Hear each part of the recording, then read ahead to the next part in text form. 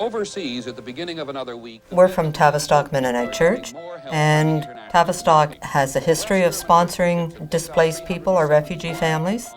When the Vietnamese situation was at its height, we sponsored so-called boat people. We sponsored a fairly large family. We sponsored a family from Guatemala, and the next family then in 2009 were from the Syrian refugee camp, the people that were displaced from Iraq. It was a mother, father, and their 2 children, and the father's youngest brother. Well, Margie and Roy, they always had time to spare for us. And that's why I think we had better adjustment in Canada now. They made us feel that we're home. We're in our second home. I know other groups, it was difficult for them. I think families were maybe not so open to, the different lifestyle that was here. Our family was open for that. As they've been here, the stories are starting to come out of what they experienced. And I'm just amazed that they are as well as they are. People should not live in refugee camps. Children should not go hungry. No one should have to put up with what they endured. One of the refugees I interviewed for this project, they told me that even the simple sound of a fly buzzing close to their ear reminds them of the sound of the sniper bullet flying by. It takes a while till they feel secure where they are and that, no one's going to pull the rug out from under their feet. And that's part of our job, is to make sure that they do have that feeling of security.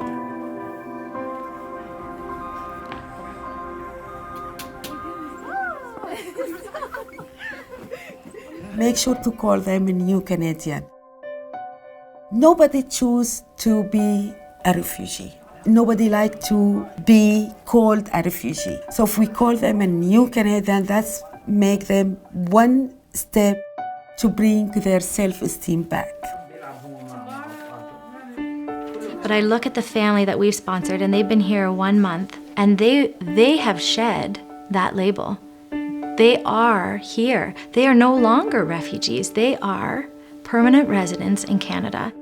The difference being they've overcome obstacles that I can't even imagine to get here.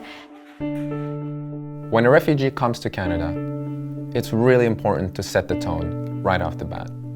And it's going to be about inclusion, not integration. When we say integration, that immediately says, you, the refugee, do 1, 2, and 3, and you will become part of our society. It's upon us Canadians to create an inclusive environment, and that takes work, and that takes being uncomfortable.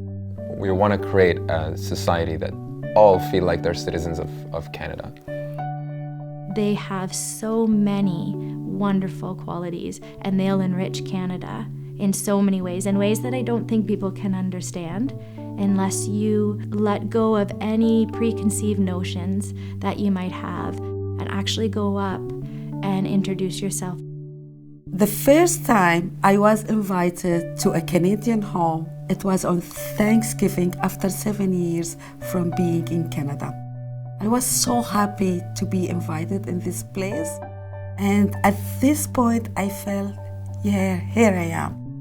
I am a Canadian. I was invited to a Canadian home and I shared their food. As you go along, then that feeling of trust and friendship grows. If it's meant to be, sometimes it's not meant to be. In this case, I think it was. Our lives have been enriched as much as theirs have been. And I don't know that you can actually pinpoint certain experiences. I think it's like I referred to as a building. It's kind of, brick by brick you build up the wall, and only in this case it's not a wall, it's very much an open door.